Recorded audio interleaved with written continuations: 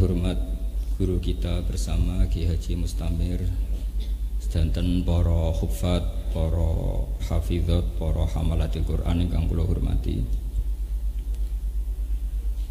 Kula namung badhe pesen kalian kanca-kanca ingkang hafid utawi hamalatul Quran utawi khodamatul Quran, baik yang sudah khatam maupun yang belum. Kula suwun sanget wonten ayat utawi kalimat utawi durarul ibarat, mutiara dari ibarat-ibarat Quran ingkang tertanam sanget utawi dados malakah, dados mental ingkang rasikha fil qalbi, ingkang tumancep teng ati. Niki penting kula aturaken sebab Al-Quran niku turun niku 13 tahun, 13 tahun wonten Mekah, 11 tahun wonten teng Madinah. Dalam masa-masa teng Mekah niki kelihatan sekali Shadaqallahul Azim ketika Rasulullah disifati Allah tenggene surat Al-Bayyinah. Gini ku Allah nyebut wong-wong kafir, cek niku ahli kitab, cek wong kafir Yahudi, Nasrani, napa tiyang kafir Mekah. Niku dawuh pangeran, lam yakunil ladzina kafaru min ahlil kitab wal musyrikin munfakkina hatta ta'tiyahumul bayyinah. Bayyinah niku sinten rasulum minallah yatslu suhufam mutahharah. Niki cubi diperhatosaken sangat. Sebuah nopo nggih kawasan atau kawasan apa saja itu mesti ada dua, ada kawasan fisik misalnya geografis Mekah, ada kawasan kultural yaitu cara berpikir. Cara berpikir orang kafir Mekah itu sederhana, jadi kalau urusan itu banyak, itu Tuhannya harus banyak. Wong urusannya banyak kok Tuhannya sedikit, itu tidak cukup. Sehingga cara berpikir mereka ketika Rasulullah mengajak ke Tuhan satu, kata mereka aja'alal alihata ilaha wahida inna hadza la syai'un ujab. Masa urusan banyak Tuhannya satu itu aneh. Jadi menurut mereka Tuhan satu itu yang aneh. Bukan Tuhan banyak yang aneh, tapi Tuhan satu itu yang aneh. Dan mereka yakin seyakin-yakinnya itu cara berpikir yang benar.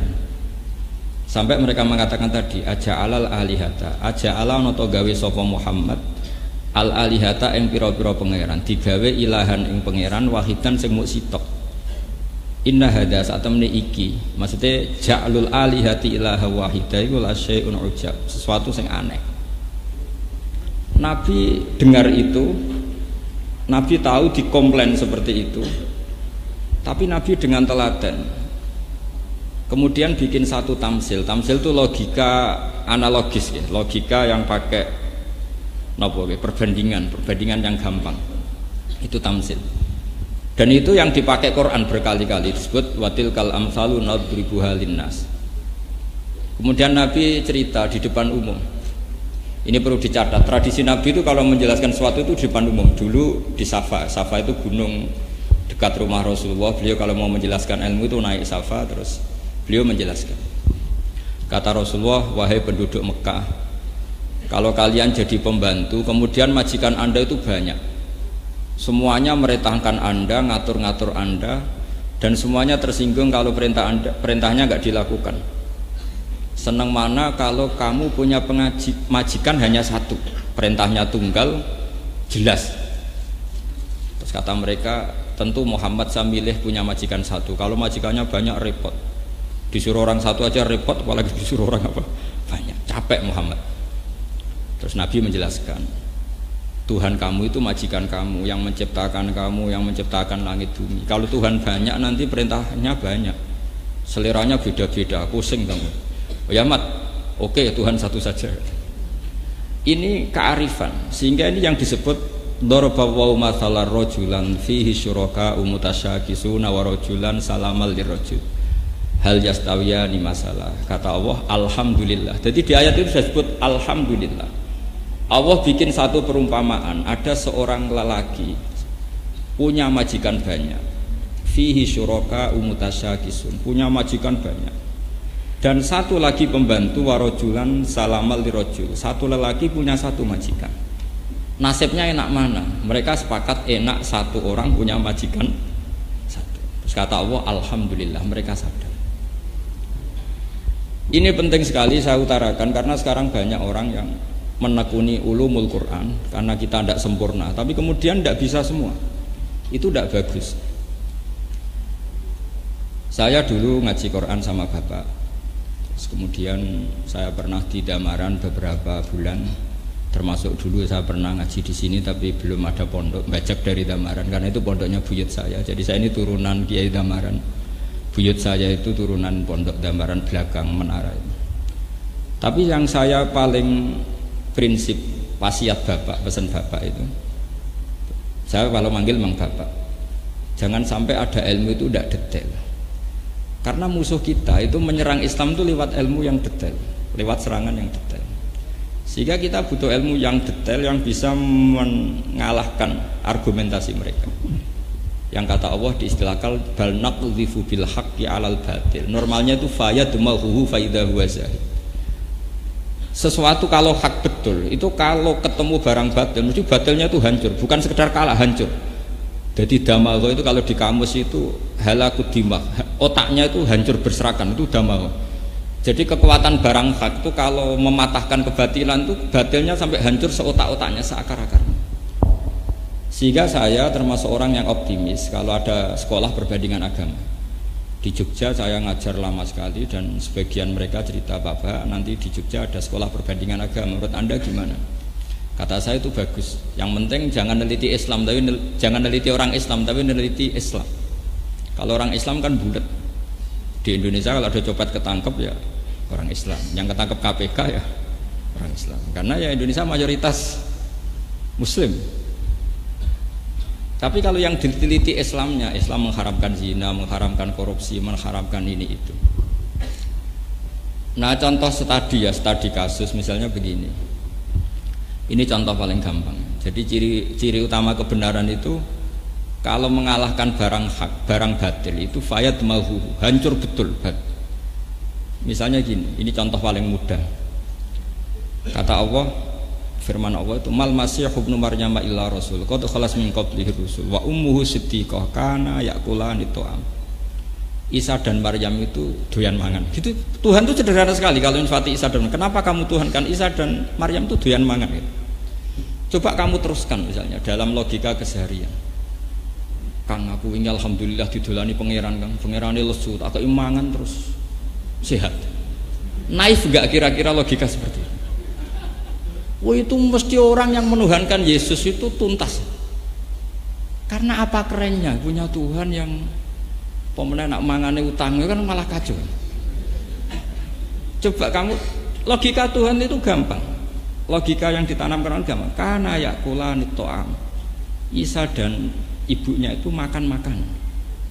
Sekarang logikanya ketemu akal enggak, nalar enggak? Misalnya kamu punya Tuhan terus kamu cerita, alhamdulillah so hormat pangeran, dia tak dolan nggonku lesu, bareng tak keimangan sehat.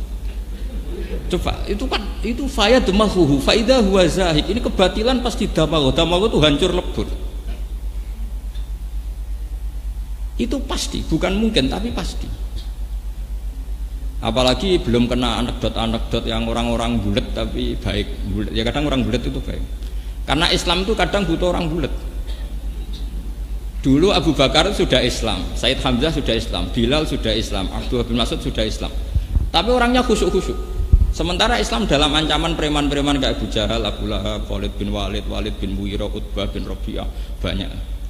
Ketika Rasulullah jalan-jalan tuh ngerti Umar itu petarung. Itu kalau dia di pasar ukat itu kalau gula itu menangan. Terus kalau menang dapat uang. Enggak pernah kalah. Terus kata Rasulullah kalau yang Islam ini itu ya lumayan bagus. Karena Rasulullah butuh petarung karena yang sopan sudah banyak, butuhnya itu petarung.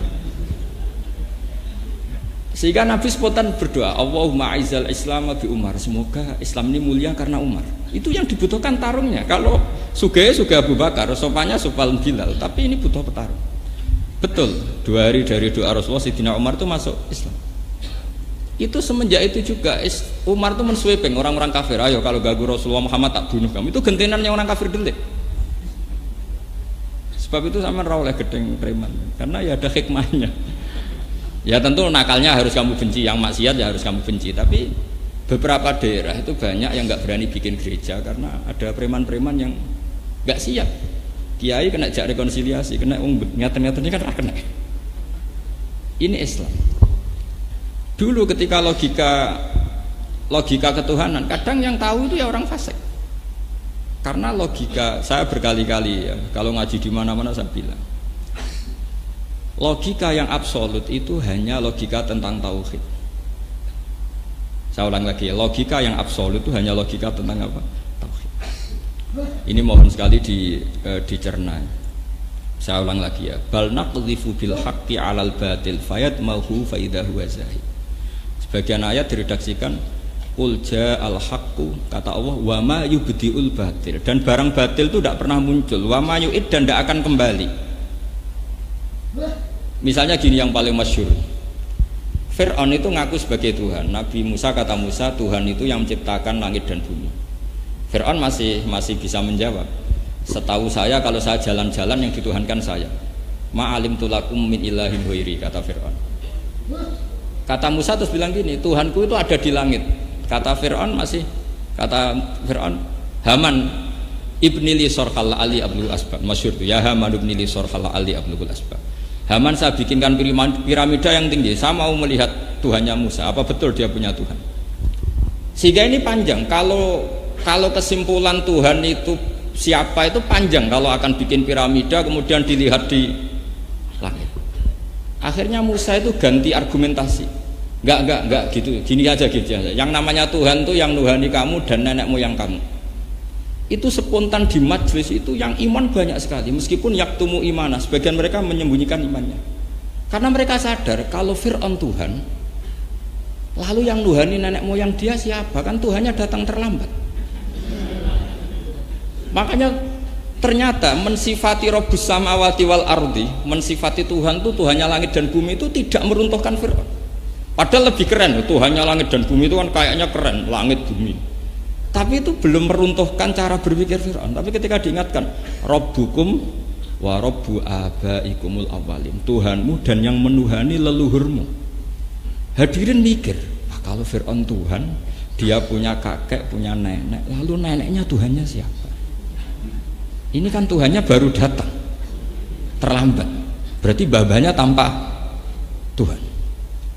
Pangeran kok kedisian itu terus piye? Lah ini namanya bal naqdhifu bil haqqi 'alal batil, pasti fayadmahu, pasti hancur. Lah ini yang saya mohon santri-santri Al-Ghuraba serius menekuni ini. Jadi nanti ada yang menseriuskan ini, saya juga kadang-kadang disuani santri-santri sini banyak yang kuliah. Mungkin dalam banyak hal kuliah itu tidak mewakili ilmu tasawuf, tapi mewakili ilmu logika. Jadi saya mohon yang ahli pikir ya nekuni di pikir, yang ahli akhlak nekuni di akhlak, yang ahli apa nekuni di apa. Karena kita tidak pernah sempurna. Tapi saya jamin kamu cari logika yang hak. Saya ulang lagi ya, cari logika yang hak. Saya bersaksi betul Pak Mustamir ini sering derekno politiknya Mbah Mun, dan saya muridnya Mbah Mun lama sekali. Saya di sarang, saya ngajar saja 9 tahun zaman pondok. Misalnya begini, ini contoh gampang, logika politik misalnya ya, ini contoh gampang. Betapa pentingnya logika yang absolut, yang hak. Dulu Islam masuk di Selat Malaka itu Singapura, Malaysia, Indonesia, Thailand itu bareng. Di Patani, di Thailand, saya pernah ke Thailand, itu Islamnya milih Sufi, yes negara PPN, mereka Sufi. Tahu-tahu negara ini dikelola non Muslim. Akhirnya orang Islam jadi objek, jadi subordinat, jadi objek. Mereka bikin undang-undang yang merugikan Islam dan nganggap Islam itu problem. Karena mereka penguasa ya enak saja, Islam itu subversif, Islam itu ilegal, dikuyo-kuyo, disiksa macam-macam. Beda dengan dulu istiadatnya Wali Songo, ketika itu masih ada Majapahit, tapi Wali Songo sudah bikin Demak Bintoro. Supaya apa? Bikin negara. Kalau bikin negara kita ini punya syaukah, bukan diatur tapi mengatur. Setidaknya kita punya kecakapan mengatur. Betul.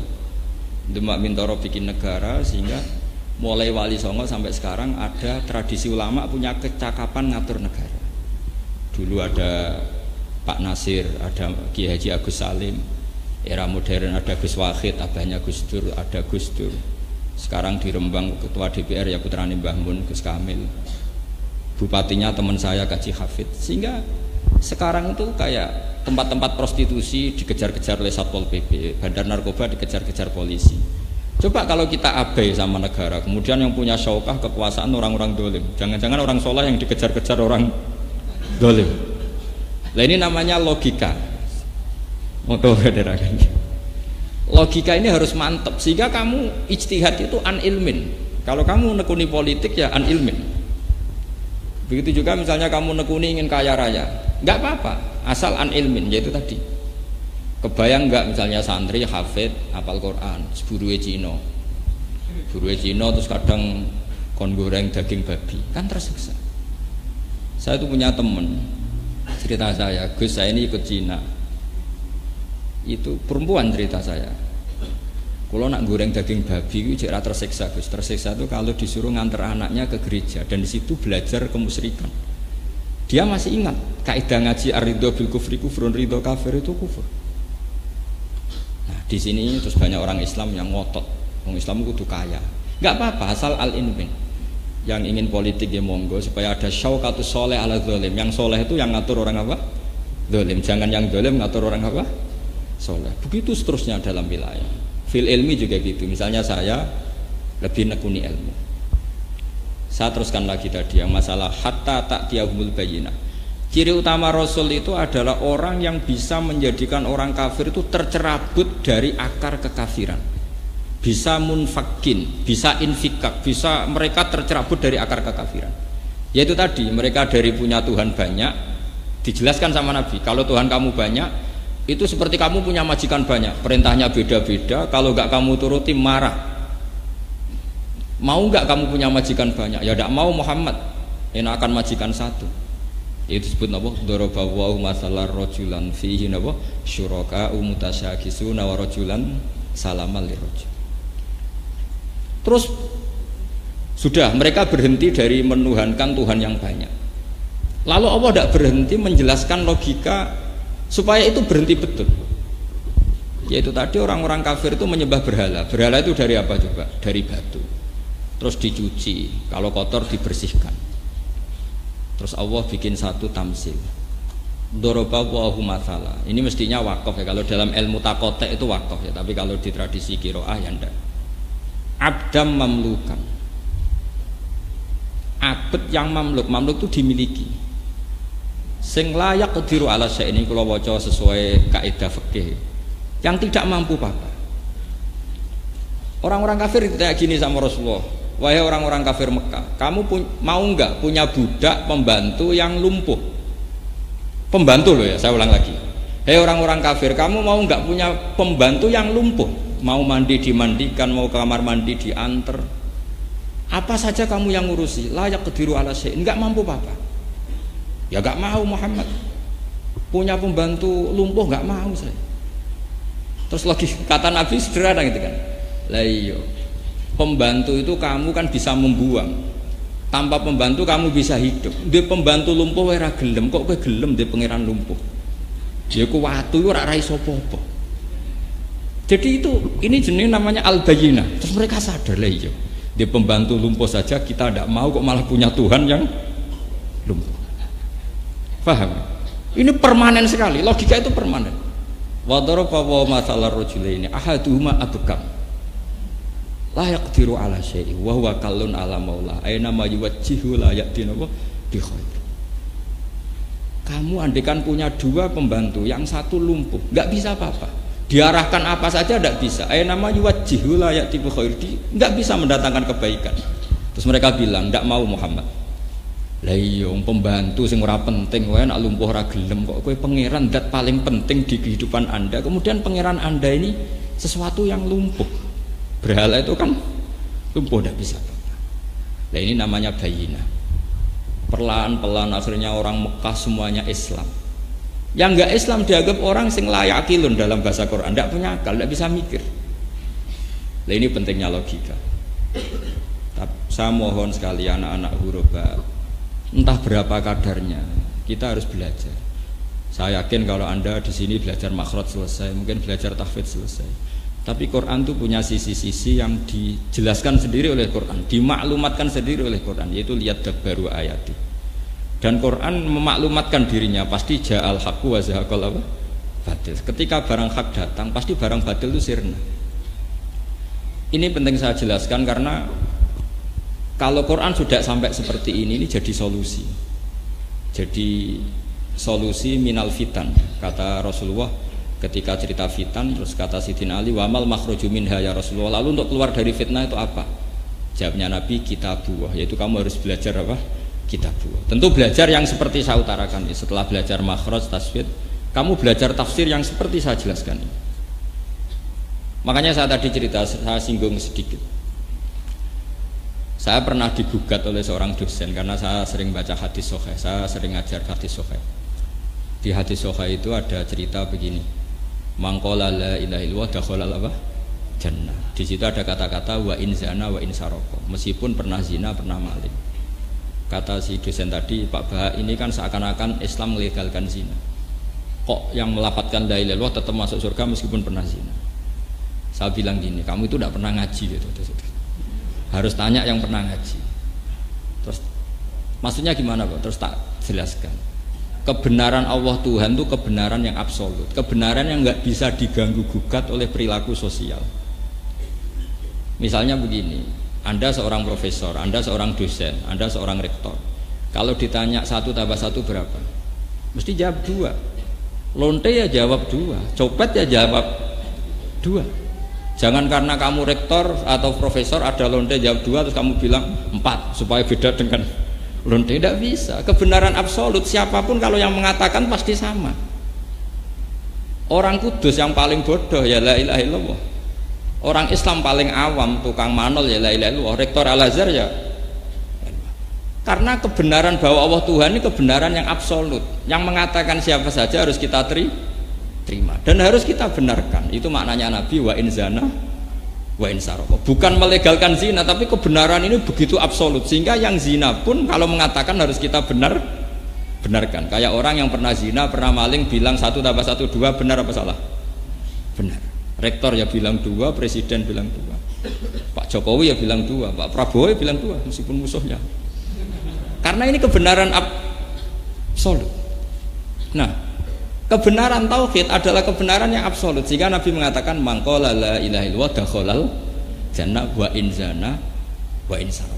Ini bukan melegalkan zina tapi menunjukkan betapa absolutnya kebenaran la ilaha illallah. Nah, kata Imam Tobari, tafsir Tobari itu bilang begini. Lah Al-Qur'an itu kebenaran yang absolut sehingga Quran pun bisa difahami orang kafir. Sampean jangan kaget.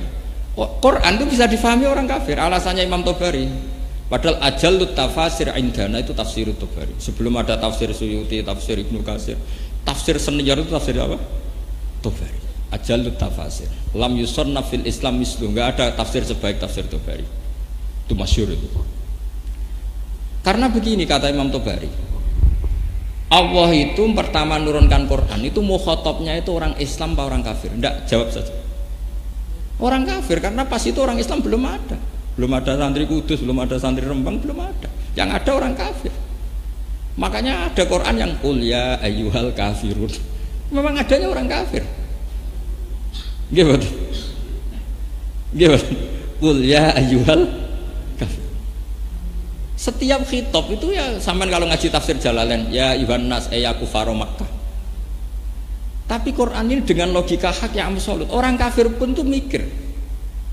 Saya ulang lagi, orang kafir pun kalau didhawuhi Allah itu mikir. Buktinya apa? Banyak yang menjadi muslim karena bisa di logika. Kebenaran Islam bisa nopo? Di logika. Masyhur itu. Sayyidina Umar masuk Islam tuh karena mendengarkan apa coba? Surat apa? Surat Toha. Masyhur itu. Sayyidina Umar itu mau nyari Rasulullah, mau dibunuh. Terus ketemu orang, Umar kamu mau kemana? Saya mau nyari Muhammad, mau saya bunuh karena dia soba'ah. Soba'ah itu keluar dari tradisi kita. Umar kok repot-repot golek Muhammad, adikmu dhewe saiki wis soba'at, adiknya itu perempuan. Dicarilah adiknya. Pas dicari adiknya, ternyata adiknya itu sedang belajar Quran sama suaminya. Pas itu belajar surat Toha. Pas kertas itu mau diminta, kata adiknya, kamu itu kafir, musyrik, kamu harus mandi dulu. Ya mandi dulu terus coba baca, dibaca. Toha ma anzalna 'alaikal qur'ana litashqa illa tadhkiratal liman yakhsha. Itu nangis itu nama. Dia masih kafir. Gak mungkin yang seperti ini dikarang manusia. Paham gak dia? Paham. Masih kafir gak? Masih. Ini saya berikan contoh. Walid bin Mughirah itu musuh bersanya Rasulullah. Mughirah juga musuhnya Walid, Utbah, Syaibah itu semuanya musuhnya Nabi. Itu mereka menyewa orang-orang yang ahli balaghah untuk menandingi Quran karena mereka agak sanggup, padahal mereka ahli balaghah. Sehingga mereka disewa. Kamu saya sewa supaya komentar buruk tentang Quran. Oke, jadi. Setelah Rasulullah ngaji, Nabi itu biasanya kalau mau ngaji itu di dekat Ka'bah. Ada Walid, ada Utbah, ada Syaibah, ada beberapa orang kafir banyak. Ketika Nabi datang, Muhammad, apa yang kamu bawa? Terus Nabi baca Hamim yang Fusilat itu. Ketika baca Hamim Fusilat itu mereka terdiam semua. Setelah terdiam semua sampai Nabi baca itu lama sekali sampai apa? Fa'inistak baru sampai saat terus itu. Kalau saya memperingatkan kamu dan kamu menolak, maka anggartukum so'ikotam misla so'ikoti adi wa thamud, kata Nabi. Jika kamu saya peringatkan kok menolak, maka kamu akan saya beri peringatan. Anggartukum so'ikotam misla so'ikoti adi wa thamud. Itu Walid, semua keluarga Nabi yang masih kafir itu langsung dekati Rasulullah. Nasyattu kaya Muhammad bin Rahim, saya mohon sekali atas nama Rahim, jangan teruskan ayat itu. Nanti kita kena adab kayak kaum Ad dan Samud. Kafir mereka, takut sama ancamannya Quran. Oh, itu kan aneh, mereka minta sendiri, berdebat terbuka, tapi setelah dibacakan nggak bisa menyaingi. Singkat cerita, lama-lama mereka nyewa orang, namanya itu Musailama Al-Kadzab. Ada yang baca Musailimah, pokoknya bangsa Musailama Al-Kadzab. Disewa, disuruh ngarang Quran. Setelah ngarang, ya misalnya ngarang nadiri wadzariyati dzarwa fal hamilati wiqra fal jariyati isra. Dia nyandingin itu lucu.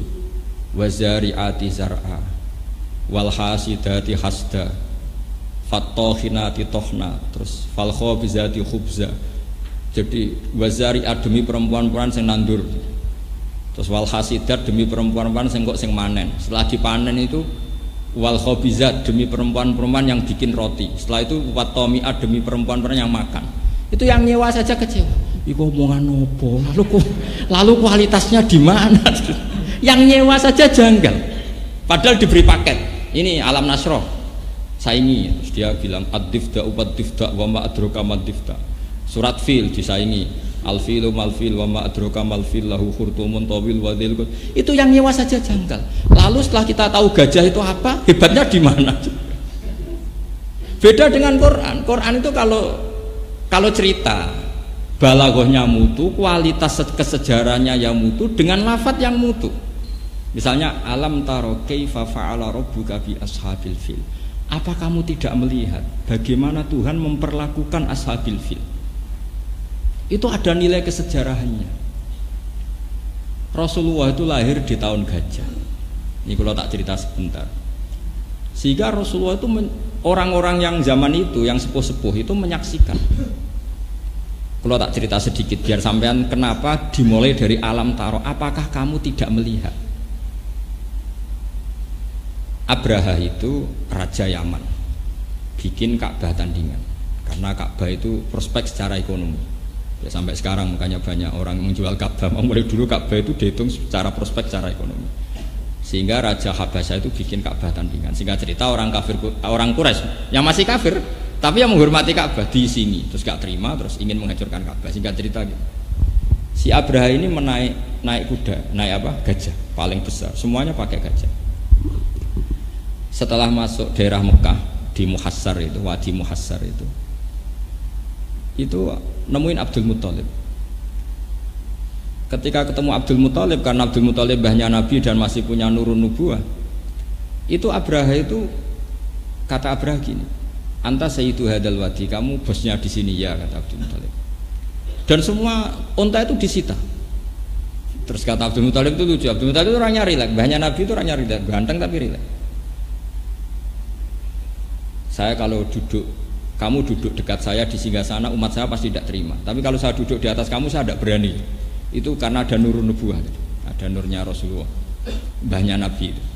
Akhirnya Abraha duduk di bawah sama Abdul Muthalib. Kamu maunya apa? Kata Abdul Muthalib, itu loh, unta yang kamu tawan itu kembalikan ke saya. Itu diguyu-guyu sama Abraha. Saya itu gedun hormat sama kamu, katanya. Satu Mekah itu hormatnya sama Ka'bah, hartanya dikasihkan saya, yang penting saya tidak merobohkan Ka'bah. Ini kamu yang katanya ketua, malah yang kamu pikir unta kamu sendiri, gak mikir Ka'bah. Jadi kadang orang rileks itu tauhidnya lebih besar. Kata Abdul Muthalib itu lucu, jawabnya gini, inna lihadal baiti robban hamahu. Loh, unta itu milik saya, makanya yang penting unta. Kalau Ka'bah itu ada yang punya, pasti dilindungi yang punya, itu udah urusan saya. Nah, itu tauhidnya Abdul Muthalib, inna lihadal baiti robban hamahu. Itu saya tidak ikut punya, itu miliknya Allah, pasti dilindungi, yang penting unta kembalikan. Akhirnya ya oke kalau dikembalikan. Setelah dikembalikan, Abdul Muthalib terus datang ke Halaqatil Ka'bah. Dulu itu kalau cekelan pintu kan pasti bulat gitu. Terus kata Abdul Muthalib, berdoa ya Allah, ini Ka'bah kamu, ini rumah kamu, rumah engkau, pasti engkau yang melindungi.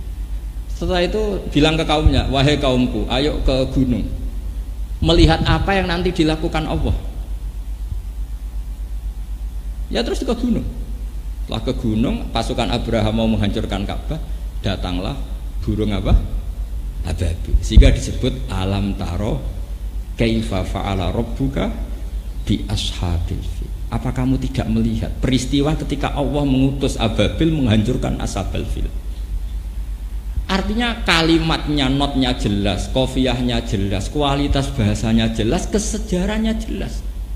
Jika kualitas alam taroki fa'ala rabbuka bi ashabil fil gak bisa disaingi dengan al-filu mal-fil wa ma adroka mal-fil lahu khurtumun tawil wa dhailuhu qasir. Kamu tahu gajah, gajah itu gerangan apa gajah? Yang belalainya panjang, yang buntutnya pendek. Yang nyewa saja kecewa. Yang nyewa itu kecewa. Diulah nos gak usah bayar gendeng gitu. Nah itu yang disebut di Quran innahu fakkar wa qaddar fakutila kaifa qaddar summa qutila kaifa qaddar summa nazar summa abasa wa basa. Mereka itu berpikir keras bagaimana cara mereka ngomentari Quran. Innahu fakkar wa qaddar. Tak komentari piye Quran. Di akal piye ora iso. Sampai summa nazar, mereka berpikir lagi. Nazar itu maknanya berpikir. Bareng ra ketemu semua abasa itu merengut, basaro yang merengut.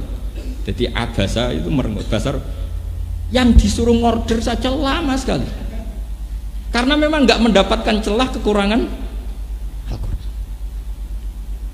Makanya saya mohon sekali, kalau saya tadi kan bilang al-bayinah ya, jadi kalau jenengan ngaji Pak Mustamir kok misalnya beliau sakta, ya sampean harus ikut sakta meskipun tidak tahu ilmunya. Tapi setelah itu kamu harus belajar kenapa sih harus sakta. Andai kan nggak ada sakta, maka Quran itu kualitas balaghahnya itu drop turun, mungkin nggak mutu. Misalnya begini, contoh saya sering mencontohkan. Tentu kita pertama terima saja dari guru. Misalnya faidahu min al-jidati ila rabbihim terus qalu ya wailana mampa'atsana mimmar qadina atau sakta hadza ma wa'adar rahman. Ketika orang-orang kafir ini bangun dari kuburan, itu mereka tanya, "Mam ba'atsana mim marqadina?" Siapa sih yang bangkitkan kita dari tidur kita? Tentu yang ngomong ini qail yang sa'il, mustafhim. Terus hadza ma wa'adar rahman adalah malaikat yang menjawab, yang membangunkan kamu adalah Allah yang Rahman. Berarti qailul awal adalah orang kafir yang bangun dari kubur. Yang qail maqalah saniyah adalah malaikat yang menjawab. Berhubung koilnya beda, ditaktek, diputus pakai sakta. Paham? Coba andaikan nggak kamu sakta, mampa'atsana mim marqadina hadza kan kacau.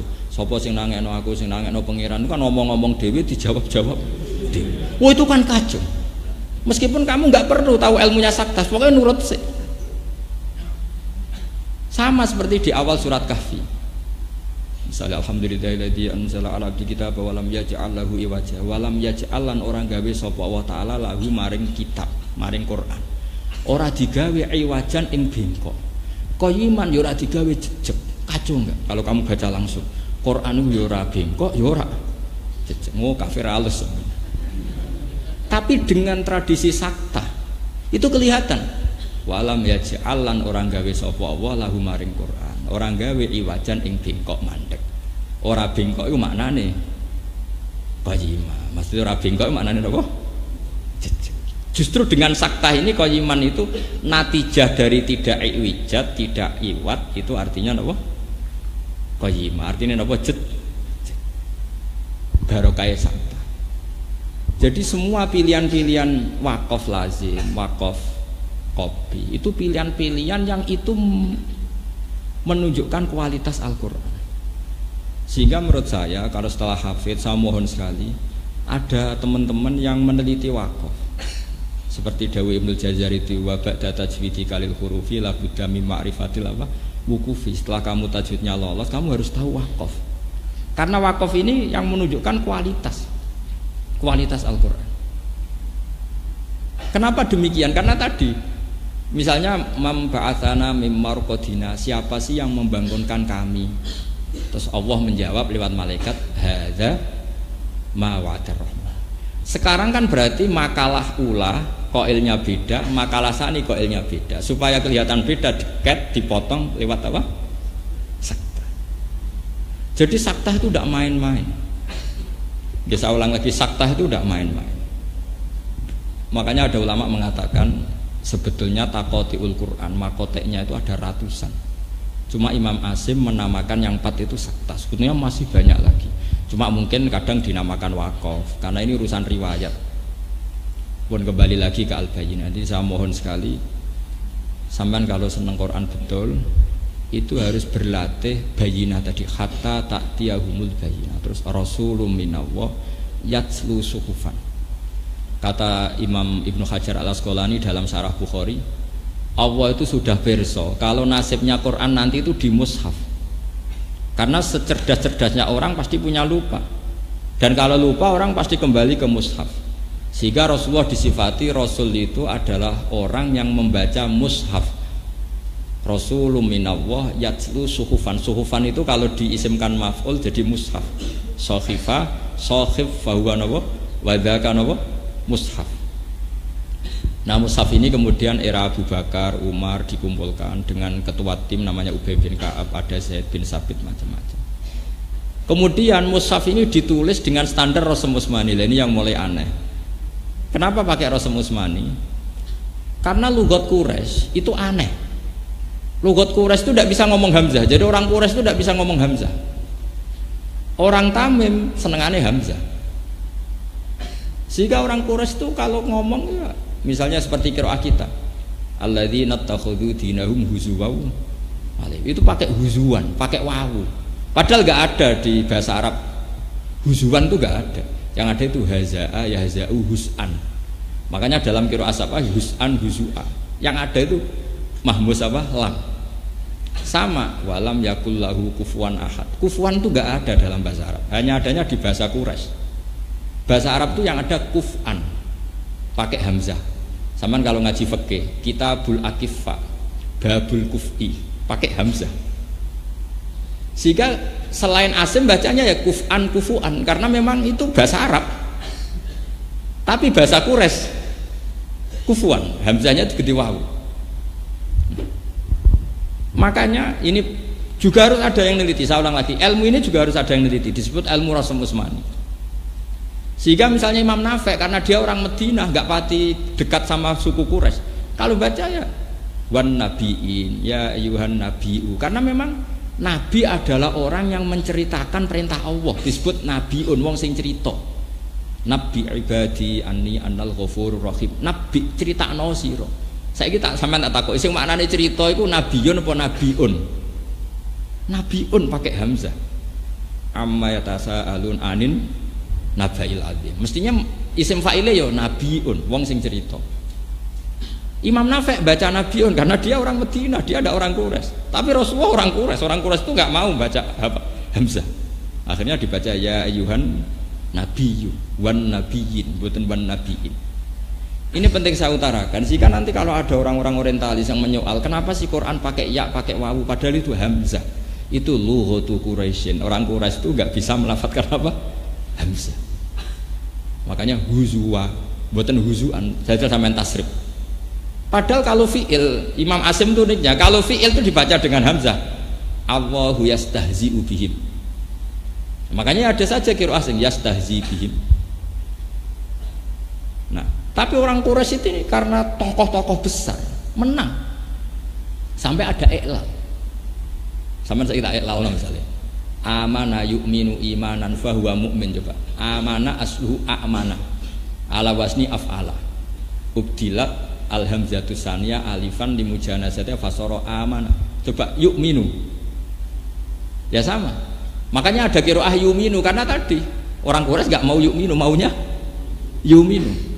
Lah lucunya kalau imanan harusnya kan a'mana yu'minu imanan, diiklal imanan. Makanya kalau ada qiraah mesti ya hamzah itu dibaca dua kali. Misalnya qul ara'aytum ma tad'una min dunillah aruni madza khalaqum minal ardi am lahum syirkum fis samawati tuni. Kalau fis samawat ituni karena logikanya ikti kan gitu ya, ikti hamzah. Saya ulang lagi, ikti itu hamzah, kemudian ada kasroh sebelum hamzah, untuk limunasabatil kasroh hamzah diganti apa?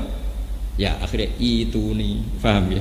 Itu normal. Jadi meskipun kalau kamu latihan sabah pokoknya anut guru, saya ulang lagi, pokoknya anut guru.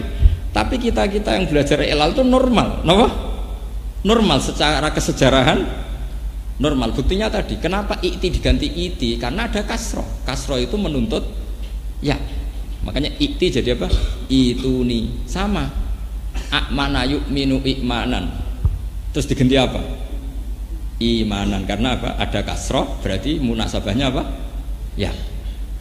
Ini penting saya utarakan, sehingga nanti orang-orang Barat mau nyoal Quran dari segi makna yang nggak bisa, dari segi lughat juga nggak bisa, dari segi Rasm Utsmani juga nggak bisa. Khawatir saya itu punya tulisan tentang Rasm Utsmani. Di antara guru-guru saya yang saya beri tentu Mbah Mun, keluarga Yambu ya saya kasih, termasuk Pak Mustamir ya saya aturi. Kenapa belum terjual di pasar? Saya itu masih belum ingin tuh terjual di pasar. Entah kalau suatu nanti ya. Yang penting itu saya mentarbiyah. Beberapa teman yang seneng nekuni itu tahu.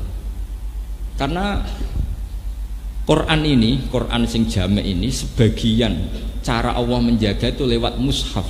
Disebut Rasm Utsmani karena Allah mensifati Rasulun minallah yatslu suhufam mutahhar. Terus kedua contoh itu lasta alihim bimusaitir. Itu di bahasa Arab, saitoro itu tidak ada yang pakai sod. Sampai cari munjid, cari kamus Marbawi, cari kamus apa aja nggak ada bahasa Arab saitoro itu. Yang ada itu saitoro pakai sin. Imam Asim tahu itu karena beliau orang alim. Tapi riwayat gurunya baca sod. Makanya terus akhirnya ditulis sod atasnya sin. Kalau nggak terbaca ditulis sin di bawahnya. Wawaw yakbidu wayab sutu ditulis sod atasnya dikasih sin. Kalau yang nggak terbaca sinnya di bawah sod. Karena Imam Asim tahu ini masalah, cara bahasa Arab itu masalah. Tapi secara riwayat harus seperti itu. Makanya tengah-tengah ditulis sod dikasih apa? Sin. Kalau sinnya terbaca diletakkan di atas, kalau nggak terbaca diletakkan di bawah. Itu ilmu yang jelimet tapi harus ada yang jaga. Saya termasuk orang yang menekuni itu. Bukan apa-apa karena ini balaghah. Jadi nanti orang mengkritik Quran itu tidak punya tempat. Kok zaman sampeyan Rasulullah zaman sugeng itu yang kritik Quran itu ya banyak. Misalnya begini ada ayat innakum wa ma ta'buduna min dunillahi hasabu jahannam antum laha waridun law kana haula'i alihatam ma waraduha.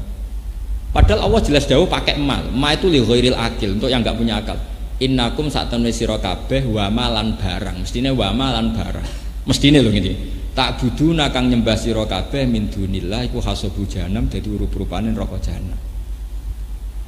Nah, orang-orang kafir itu tahu kalau Rasulullah itu sangat menghormati Nabi Isa, sangat menghormati Uzair, karena ini nabi-nabi pilihan. Ibnu Zaba'rah datang di depan umum, ya Muhammad, Baguslah kalau yang disembah masuk neraka, nggak masalah Mat. Sekalian bareng Isa, bareng Uzair. Karena kamu dan yang kamu sembah masuk neraka. Padahal Isa termasuk orang yang disembah. Kalau yang disembah masuk neraka berarti Isa masuk neraka. Mereka datang. Terus akhirnya dijawab sama Allah, innal ladzina sabaqat lahum minnal husna ulaika anha mubadu. Jadi saya mohon sekali sama santri-santri di sini, apalagi di sini dinamakan huraba. Ciri utama huraba itu bada'ad dinu ghoriban wa sa'udu ghoriban kama bada'a fatuban lil huraba. Ilmu ini sudah aneh. Dan yang melajari mungkin ya orang-orang aneh. Saya ini termasuk orang aneh. Yang melajari gitu kan tidak ada untungnya. Tapi ini penting karena kalau kita tidak melajari huzuan, kamu nanti disoal oleh orang pakar-pakar balaghah, pakar-pakar lughat, nggak ada di kamus huzuan. Karena ini mahmus lam, hazaa, kufuannya nggak ada, yang ada tuh kafaa, mahmus apa? Ini hanya lughat Quraisy. Kita harus menjawab itu lughat Quraisy. Yang orang Quraisy itu nggak bisa melafatkan apa? Hamzah, sehingga ditakhfif sebenarnya kalau di ilmu sapah. Makanya di fiilnya madhi maupun mudhari ya pakai hamzah. Misalnya Allahu yastahzi'u, mustahzi'un, pakai hamzah. Tapi khusus masdarnya ini pakai apa? Wawu dalam qiraah kita. Sehingga makanya kenapa kita dikatakan qiraatu Asim min riwayati Hafiz, karena Imam Asim punya murid namanya Syu'bah. Syu'bah itu sering balelo. Syu'bah itu ahli bahasa Arab. Dia tuh sering nggak ngikuti gurunya, ikut sab'ah yang lain. Dia kalau baca ya kuf'an, hus'an, karena dia mikir kok pas ini milih ini. Makanya beliau nggak identik dengan Imam Asim. Makanya jadi beliau itu muridnya Imam Asim tapi tidak identik dengan Imam siapa? Asim. Sehingga kita pakai itu Imam siapa? Hafiz. Karena dia yang setia, sepaham rapaham pokoknya anut guru. Tapi menurut saya ini bagus ya, memang tradisinya murid harus seperti itu. Tapi meskipun demikian, setelah itu kita mencari-cari kenapa sih huzuan. Ini penting karena tadi kita ini punya musuh orientalis itu banyak sekali, dan orientalis itu akan menghalalkan segala cara untuk menghambat Al-Quran. Bahkan Quran dari dulu sudah memaklumatkan wala yazidanna katsiran minhum ma unzila ilaika mir rabbika tughyanan wa kufra. Quran yang turun ke kamu Muhammad akan malah menambah mereka jadi kafir.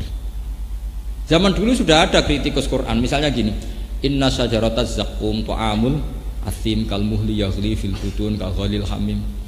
Terus orang-orang kafir datang, Muhammad, apakah api itu bisa bakar pohon? Ya iya bisa. Kok aneh? Jarin rokok itu api, kok ana wite? Piye carane urip? Wong wit kok urip ning geni.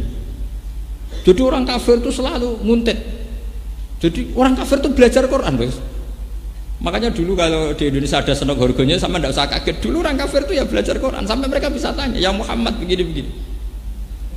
Ada yang tanya lagi, Muhammad, kalau kambing mati itu yang membunuh siapa? Allah. Aneh mat agamamu, sing dipateni Allah langsung haram, sing lewat tangan manusia yang jahil malah halal. Harusnya yang dipateni Allah langsung orisinil, harusnya lebih. Lah Nabi itu orang baik. Andai kan Nabi sampeyan gampang, panganan dhewe ngono. Tapi Nabi itu orang baik, gak mungkin ngendikan seperti itu. Nah itu yang disebut wa inna syayatina la yuhuna ila auliyaihim liyujadilukum.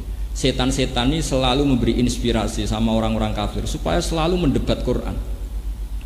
Disebut wa kadzalika ja'alna likulli nabiyyin aduwan syayatinal insi wal jinni yuhi ba'duhum ila ba'din zukhrufal qawli Saya pernah punya santri itu orang Belanda tapi sudah masuk Islam.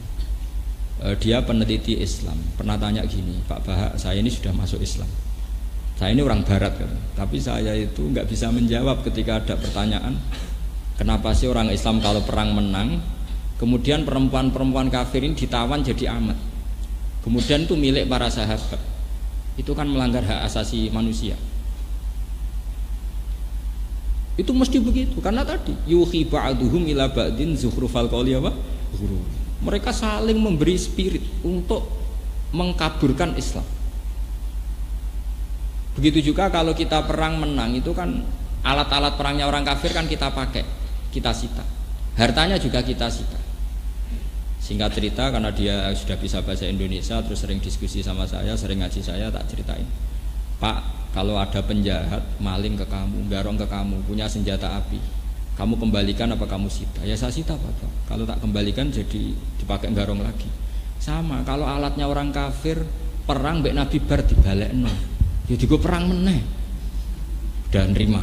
Dia tanya, kalau perempuan tuh alat produksi. Kalau perempuan setelah kalah perang zaman Nabi loh ya, jangan sekarang sama terus nangkepi enggak itu. Bisa ditangkap Pak Jokowi. Nah ini zaman Nabi. Orang-orang perempuan ini kan kalau perang kalah. Kalau dulu kan jadi amat. Kalau amat itu nanti ya amat. Nanti akadnya itu diganti oleh penunjukan pemimpin. Jadi misalnya Sri dapat Zaid, berarti itu pengganti akad. Disebut napa? Yang di Quran itu misalnya apa? Illa ala azwajihim aw ma malakat aymanu. Jadi dulu itu perempuan yang halal di dunia kan hanya dua. Satu itu istri, dua itu amat. Amat itu tawanan perang yang ditunjuk oleh imam, itu milik kamu. Lah penunjukan imam ini pengganti apa? Akad. Sekarang kalau perempuan ini dikembalikan ke orang kafir, kemudian dikeloni orang kafir, memproduksi orang kafir apa enggak? Tapi kalau nanti yang ngumpul itu santri, nanti yang produksi umat Islam. Dia akhirnya nerima. Jadi perempuan ini alat reproduksi. Nah ini namanya hujjah. Kita harus punya kemampuan hujjah untuk menjelaskan orang-orang yang mengkambing hitamkan apa Islam. Makanya ketika ada ulama-ulama, ini kalau baca di beberapa kitab, semua syariat yang masuk akal dalam kehidupan pasti semua syariat itu melakukan selang-seling. Misalnya sampean sekarang saya tanya, orang kafir itu punya uang tuh lewat apa coba? Kadang lewat punya narkoba, kadang jual beli babi, jual beli anjing. Pokoknya lewat riba, lewat transaksi yang haram enggak? Rata-rata lewat transaksi yang haram. Logikanya hartanya orang kafir itu ya haram karena mendapatkannya lewat sesuatu yang haram. Sehingga ghanimah itu diharamkan Allah untuk nabi-nabi sebelum Rasulullah. Makanya Nabi pernah ngendikan, saya ini jadi nabi punya ciri khas. Dulu ghanimah itu haram untuk nabi-nabi sebelum saya, tapi ke era saya itu halal. Sampai ada ayat faqulu mimma ghanimtum apa? Halalan thayyib. Logikanya gampang begini. Meskipun sampean jangan melakukan ini, saya fatwa betul nih, jangan melakukan ini. Logikanya gampang. Logika ghanimah ini karena dulu miliknya orang kafir dari transaksi yang haram, maka logikanya haram. Dan itu dipraktekkan oleh nabi-nabi sebelum Rasulullah. Semuanya nggak mau makan ghanimah. Tapi era Nabi Muhammad boleh, bahkan harus disita sahabat. Kenapa demikian? Padahal Rasulullah ini afdalun nabiyyin, afdalul anbiya. Kenapa justru dapat khitab faqulu mimma ghanimtum napa halalan thayyiban? Logikanya gampang, begini misalnya. Misalnya ada contoh gampang. Zaid ini misalnya tukang domino atau tukang tombok atau tukang judi. Adalah Zaid pas ketemu saya itu umat Islami, umat baiknya. Mungkin dia punya uang juga hasil dari judi.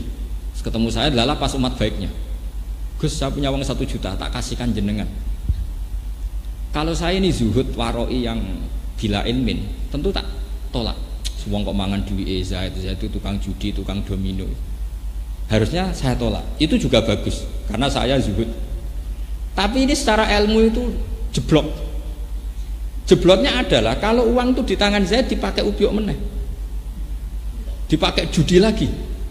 Kalau dia main perempuan mungkin dipakai beli perempuan lagi.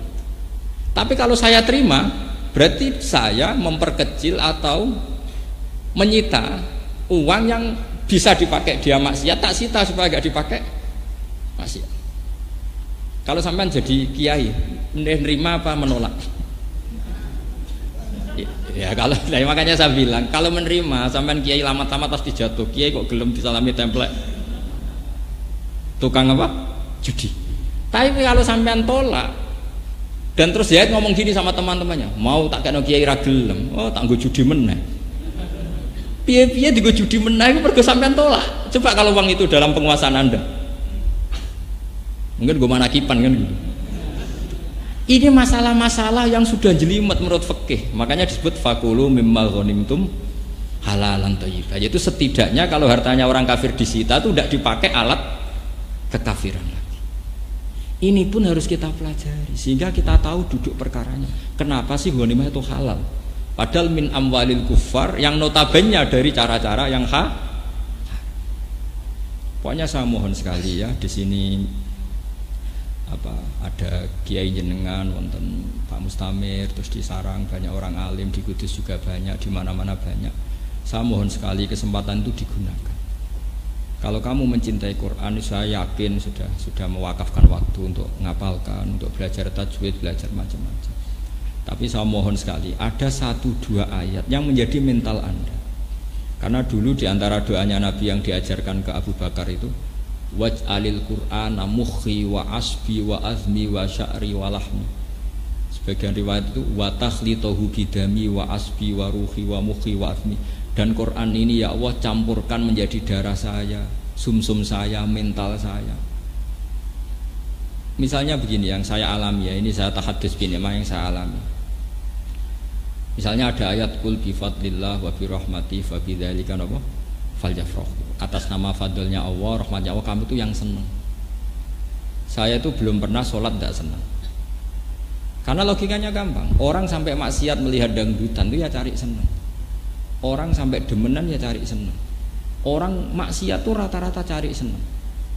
Quran tahu kalau orang maksiat tuh cari senang. Makanya Quran bilang kalau kamu jadi orang baik ya senang. Sehingga kalau kamu sudah senang nggak ingin cari senang yang lewat maksiat. Ini penting saya utarakan. Sehingga orang-orang alim dulu itu kalau nadzuman, kalau bersyair itu ya kayak yang dilakukan Habib Syekh itu tadi. Laula kaya zinatal wujudi ma toba aisi wala wujudi wala taronnamtu fi sholati wala ruku'i wala sujudi. Andekan ndak ajaranmu ya Rasulullah, saya tidak akan hidup itu bahagia. Wala taronnamtu fi sholatin, saya ndak akan nyanyi-nyanyi dalam sholat saya. Taronnum itu nyanyi-nyanyi kecil. Tidak usah dipraktekkan nanti sholat kamu batal.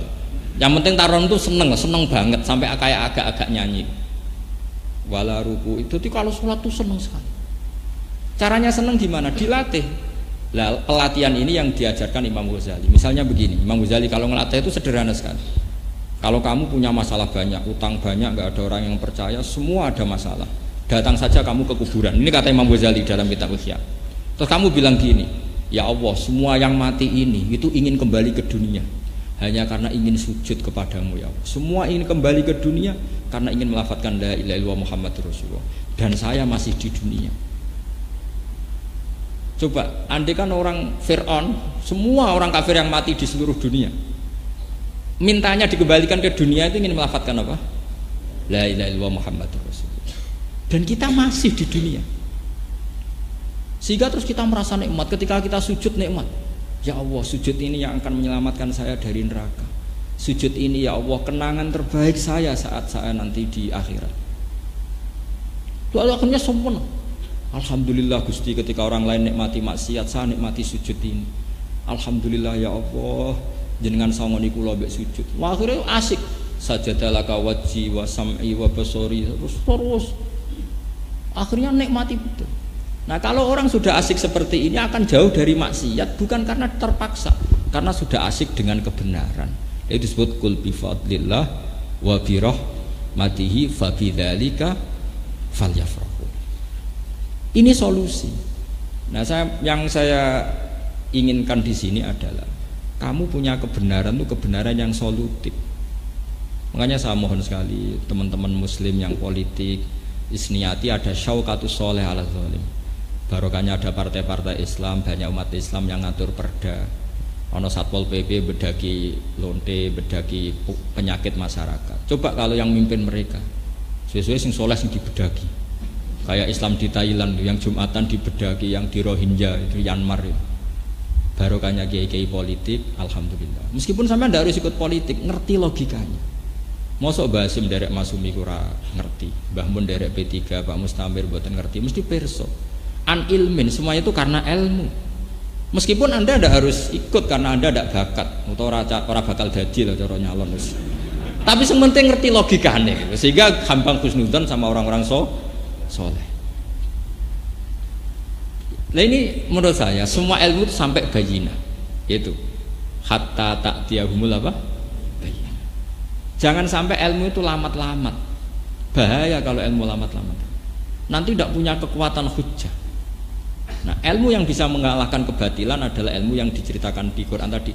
Bal naqdhifu bil haqqi 'alal batil mesti fayadmahu fa idza huwa zahiq. Kayak tadi. Ketika Isa disifati tukang makan, kana yakulani ta'am. Wah, itu nangis semua sudah. Aku mau didolani pangeran, alhamdulillah iso nyogati. Mau malah tak bontoti ketok seneng. Paling tinggal sahur. Kowe gelem di pangeran sing sifatnya seperti itu. Wah, naif kan. Artinya apa? Kalau nanti ada sekolah perbandingan agama, kemudian mereka baca Quran, di situ ada kenaifan-kenaifan, ironis-ironis, di mana selain Allah itu nggak mungkin jadi Tuhan, mereka rata-rata masuk Islam. Makanya Anggerono belajar Islamologi, pendeta-pendeta, biarawati banyak yang masuk Islam karena logika Quran itu nggak akan terkalahkan.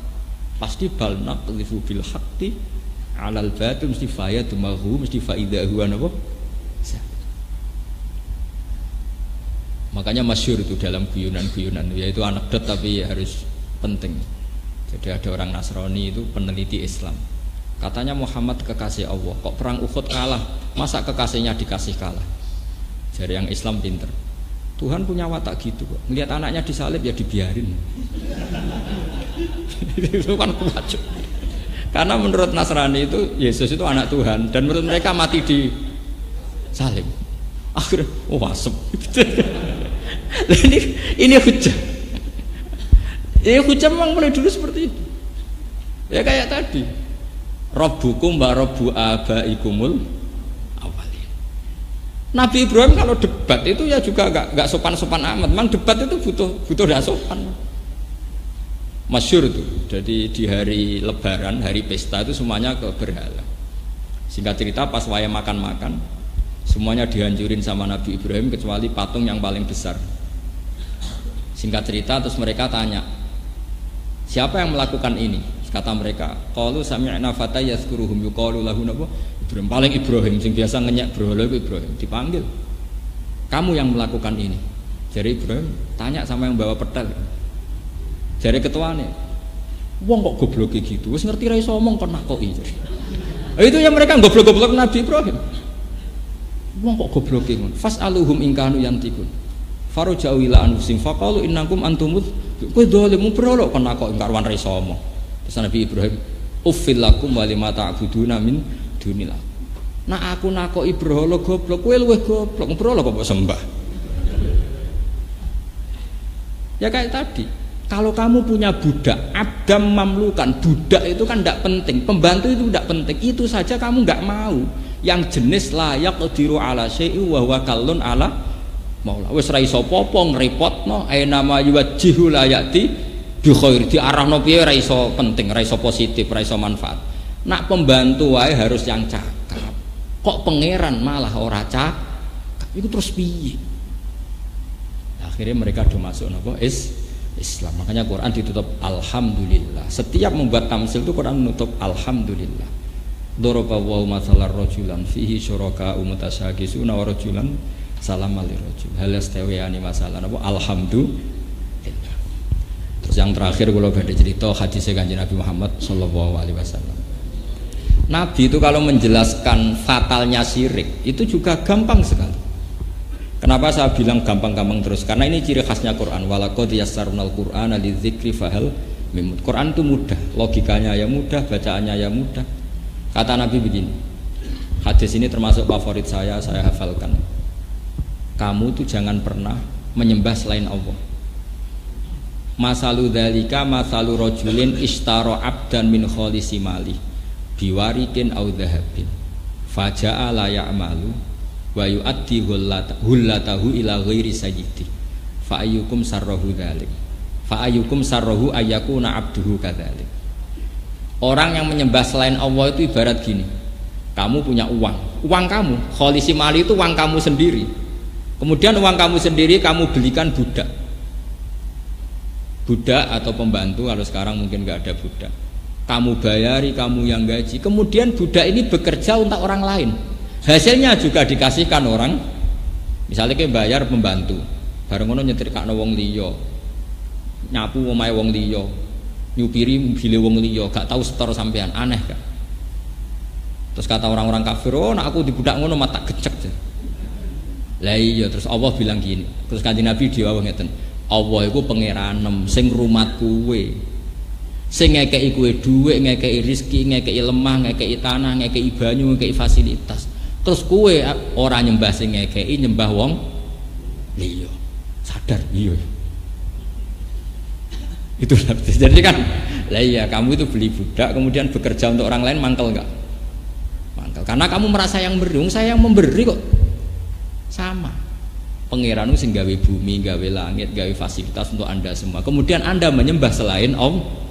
Itu fair enggak? Enggak fair Muhammad. Alhamdulillah. Mereka akhirnya masuk napa?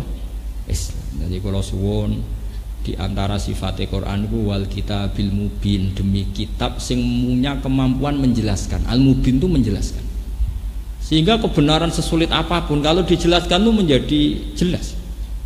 Nah menjadi jelas disebut bal huwa ayatum bayyinatun fi suduril ladzina utul ilm. Quran adalah ayat yang begitu jelas kebenarannya di dadanya orang-orang yang punya apa? Makanya saya ini senang sekali kalau mau napa diceritani wonten putrane Pak Mustamir tentang Mesir, tentang Sarang. Sedanten iki harus menjadi turunan sing zuriyatam ba'duhan apa? Karena syaraful aba itu bisyarafil abna. Jadi kalau di Jawa itu salah adat sebetulnya. Mulyane wong tuwa karek mulyane anak, jangan dibalik. Bapake kiai alim terus anake katut mulya tapi ora kepengin alim, itu salah. Saya bayangkan, andaikan Mbah Zubair itu tidak punya putra Mbah Mun, mungkin orang sudah tidak bakas Mbah Zubair. Gara-gara punya putra Mbah Mun, orang bakas siapa? Mbah Zubair. Makanya kalau ingin anak orang tua mulia itu anaknya harus mulia, cucunya mulia, pasti dibahas lagi. Anak isopo ya kok mulia. Terus kata orang-orang bijak, kama tasyarrofa bi Muhammadin adnanu. Andaikan tidak ada Rasulullah Muhammad SAW, orang bakas Sayyid Adnan enggak kan? Orang bakas Abdul Muthalib enggak kan? Justru orang bakas mbah-mbahnya ini karena ada cucunya yang bernama Rasulullah Muhammad sallallahu alaihi wasallam. Makanya banyak orang alim yang hilang sejarahnya gara-gara zurianya sudah ndak alim. Cara bapak riyen kepaten obor. Makanya kamu harus seneng kalau ada guru-guru kita yang anaknya masih mondok, masih ngaji, karena ini ciri khas orang baik. Ciri khas orang baik itu musalsal. Makanya nabi-nabi dulu kalau gak punya anak itu susahnya bukan main. Fahab li min ladunka waliya yarithuni wa yarithu min ali napa? Ya. Ini penting saya utarakan karena saya itu merasakan betul. Misalnya begini ya, rata-rata silsilah di Jawa itu kan lewat Mbah Mahfud Termas. Itu kita gampang sekali mendapat silsilah itu karena ada murid nasab, murid sebab, ada murid nasab. Itu tadi. Kenapa kita dekat sekali dengan kitab yang bernama Ithaf, syaratnya Ikhya? Karena Mbah Mahfud itu punya abah namanya Mbah Abdullah. Mbah Abdullah punya abah namanya Mbah Abdul Manan. Itu ngaji sama Said Zabidi yang nyari kitab apa? Ikhya. Begitu juga kitab I'anatul Thalibin. Kenapa banyak di Indonesia? Dulu Mbah Mahfud itu ngaji sama yang ngarang I'anatul Thalibin. Mbah Mahfud gurunya Mbah Hasyim Asy'ari. Mbah Hasyim punya murid Mbah Karim. Mbah Karim diantara muridnya Mbah Maimun. Jadi dekat sekali kita dengan guru-guru kita. Begitu juga sanad-sanad Quran. Misalnya Pak Mustamir ngaji Barwani, Barwani ngaji Mbah Munawir. Mbah Munawir itu ya murid ya teman dekatnya Mbah Mahfud. Ketika Mbah Mahfud kabundut punya putra namanya Muhammad masih kecil, dibawa Mbah Munawir ke Jogja. Singkat cerita terus nikah sama orang Betengan, terus punya putra Ki Harir, sekarang punya putra Gus Muhammad. Ini sanad. Nah, lagi-lagi kenapa saya menerangkan sanad? Orang Torekoh itu orang yang fanatik guru. Kenapa fanatik guru? Karena ketika kebenaran disifati Allah itu menyebut orang, yaitu ihdinas siratal mustaqim. Siratal mustaqim itu apa? Siratal ladzina. Makanya kata Mbah Mun, kata bapak, wong kudu hormat gurune. Kowe misalnya nyontoni sholat, kowe apa nyontoh sapa? Nyontoh Allah? Enggak bisa. Tetap nyontoh guru. Makanya kebenaran itu siapa? Kebenaran adalah ngikuti siratal ladzina. Sehingga kebenaran butuh master. Masternya siapa? Ya guru-guru kita. Tapi sekarang enggak. Di beberapa kampus itu kalau orang belajar kebenaran lewat textbook, lewat buku. Dia baca buku ekstremis jadi ekstremis, baca buku liberal jadi apa? Tidak punya guru. Makanya ini yang diancam man ta'allama bila syekhin fasyekhuhu setan, belajar tanpa guru-gurunya setan, karena nggak punya master. Nggak boleh. Lah itu pentingnya dalil. Ketika Allah cerita as-siratal mustaqim, syaratnya adalah siratal ladzina an'amta, jalannya orang yang kau kasih nikmat. Berarti manusia, yaitu guru-guru kita. Nah, supaya kita hormat sama guru-guru, terus mereka ulama mengatakan begini, walau lamu robbi lama arafna robbi, umpama ora ono sing didik aku, ya aku ora roh pangeranku. Sehingga terus ada ilah hadratin nabi sampai wa masaihina wa masaisyuhina. Tapi sekarang oleh orang-orang salafi seperti ini dibid'ahkan. Bid'ah. Sidi-sidi bid'ah gak ono hadise. Ya ora mungkin loh nabi kok mari hadis ilah hadrati Mbak Arwani. Nabi ora menangi Mbak Arwani. Bocah kok sembrono. Tapi aturan mengenang guru-guru kita itu arutannya jelas. Siratal mustaqim itu apa? Siratal ladzina. Itu nyebut manusia apa enggak? Nyebut. Karena semua itu butuh master, butuh percontohan. Nah, makanya ngaji. Kalau enggak ngaji kita tidak tahu seperti ini. Nabi Yusuf ketika ditanya, Tuhan itu siapa? Wattaba'tu millata abai Ibrahim. Tetap menyebut, aku roh pangeran lewat Ibrahim. Ma ta'buduna min ba'di qalu na'budu ilahaka wa ilaha abai. Bahkan kita cara menyembah Tuhan yang ngikuti bapak-bapak kita. Misalnya saya cara mencintai Quran ya anut bapak saya. Bapak saya mungkin anut guru-guru saya.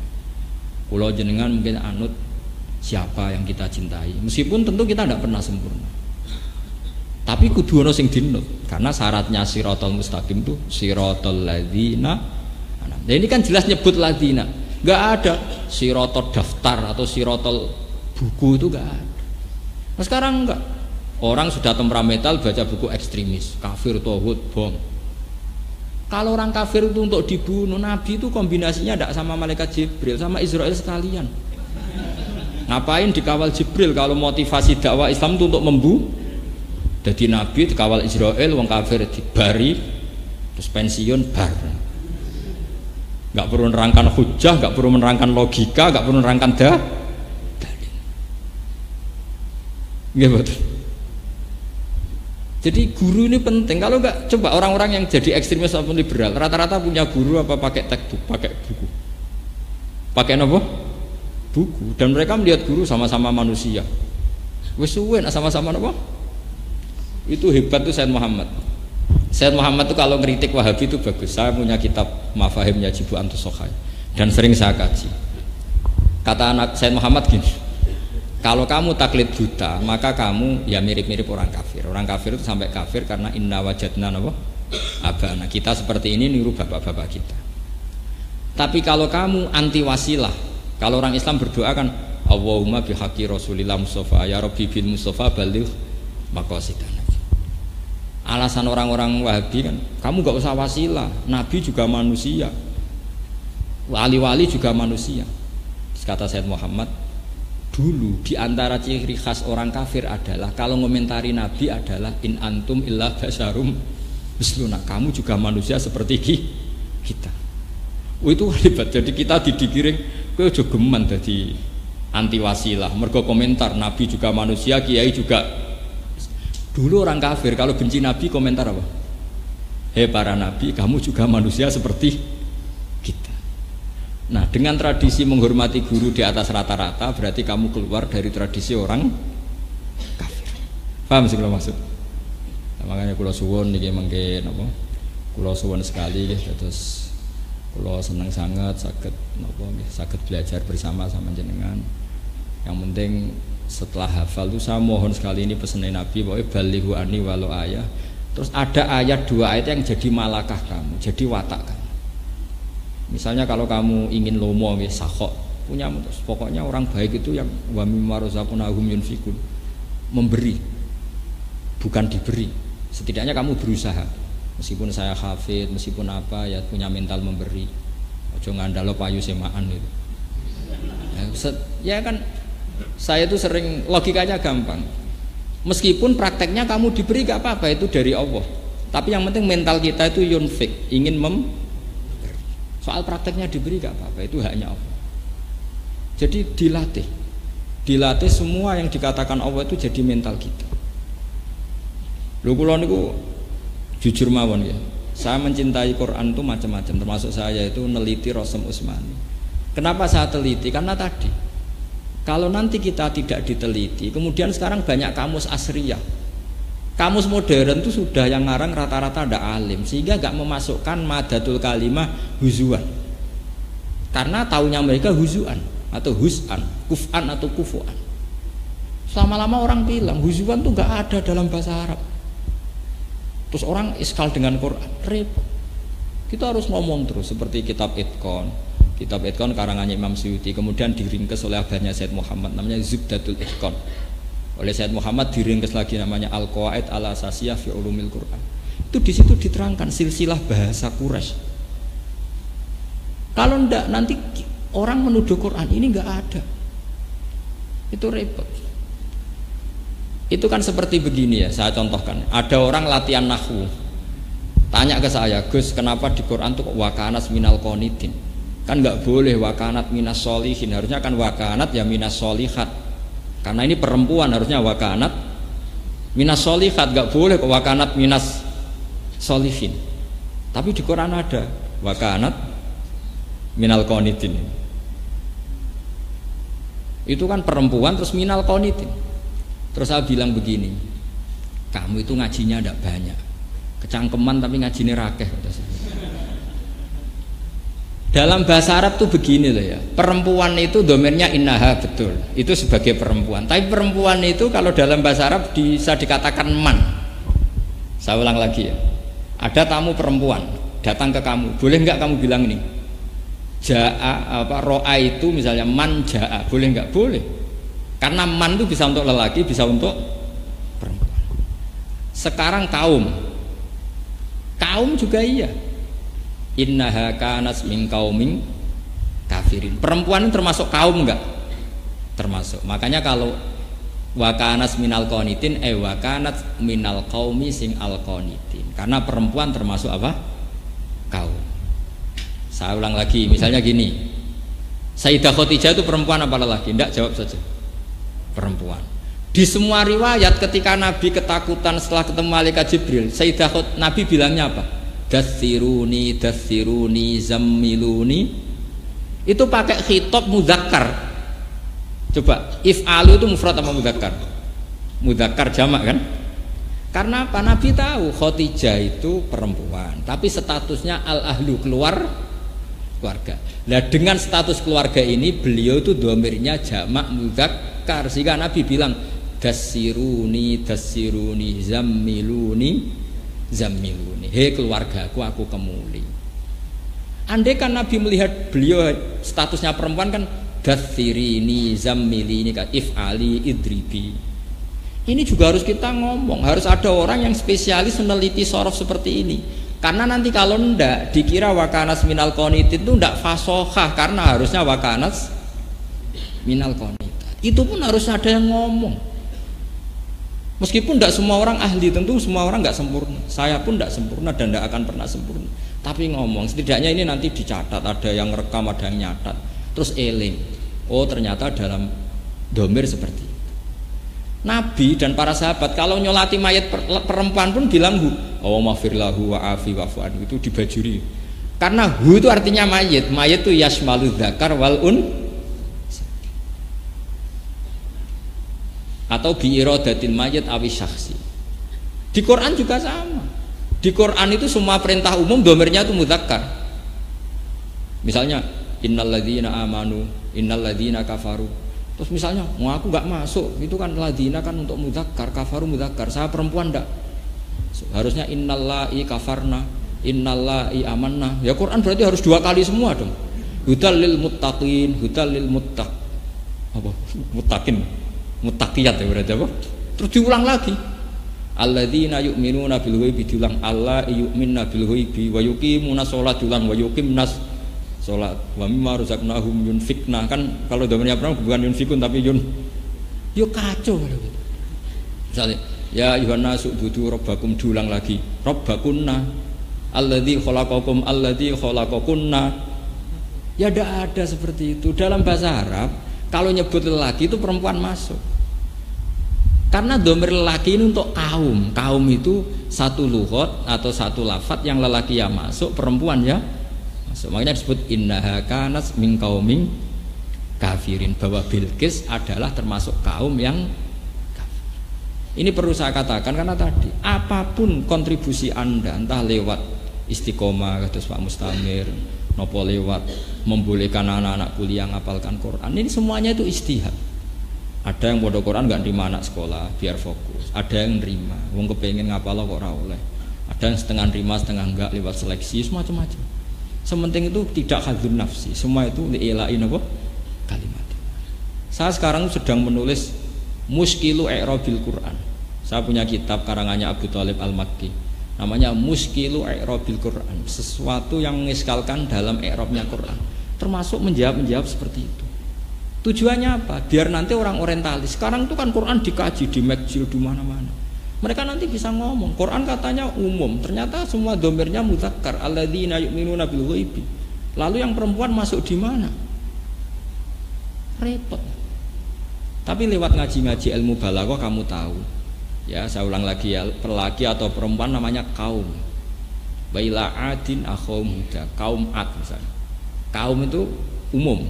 Lah umum ini domirnya lelaki. Berarti kalau bilang domir lelaki adalah yasmadu dzakar napa wal unsa. Ya, kula nyuwun ngapunten ingkang kathah. Billahi taufiq hidayah. Assalamualaikum warahmatullahi wabarakatuh.